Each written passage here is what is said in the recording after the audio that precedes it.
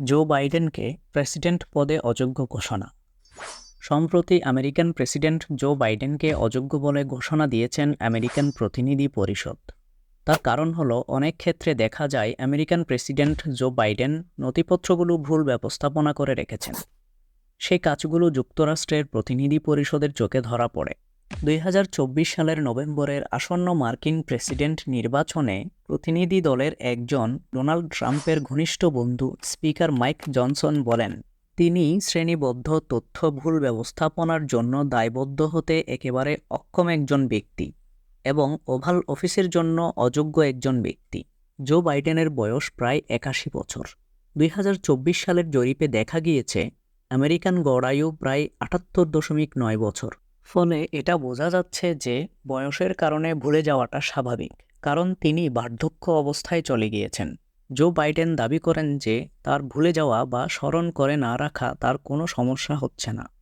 এক সূত্রে জানা যায়, 8 ফেব্রুয়ারি 2024 তারিখে জো বাইডেন এক সংবাদ সম্মেলনে রাগান্বিত হয়ে দাবি করেন তার স্মৃতিশক্তি ঠিক আছে, তাই তাকে অনেক জিজ্ঞাসাবাদ করা হয়। তার এই কথার ভিত্তিতে তার উপর তদন্ত চালানো হয়। তার এই তদন্তে ছিলেন বিচার বিভাগের বিশেষ কাউন্সিলর রবার্ট হুর। সেই তদন্তে জো বাইডেনকে 5 ঘন্টা জিজ্ঞাসাবাদ করা হয়। জিজ্ঞাসাবাদের পর 345 পৃষ্ঠার একটি রিপোর্ট প্রকাশ করা হয়। রিপোর্টে উল্লেখ করা হয়েছে যে কিছুদিন আগে তার ছেলে ক্যান্সারে আক্রান্ত হয়ে মারা গিয়েছেন। এই তথ্যটি তিনি ঠিকমতো দিতে পারছেন না।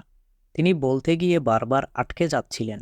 রিপোর্টে আরও বলা হয়েছে যে জো বাইডেন একজন কম স্মৃতিশক্তি সম্পন্ন বয়স্ক ব্যক্তি, যার কোনো কিছু মনে রাখা অনেক কঠিন হয়ে যাচ্ছে।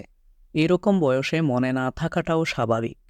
এমন সব তথ্য ফাঁস হওয়ার পর সবার সামনে প্রশ্ন জাগা শুরু হয়ে যায়, জো বাইডেন কি পারবেন আগামীতে আমেরিকা ও বিশ্ব শাসন করতে?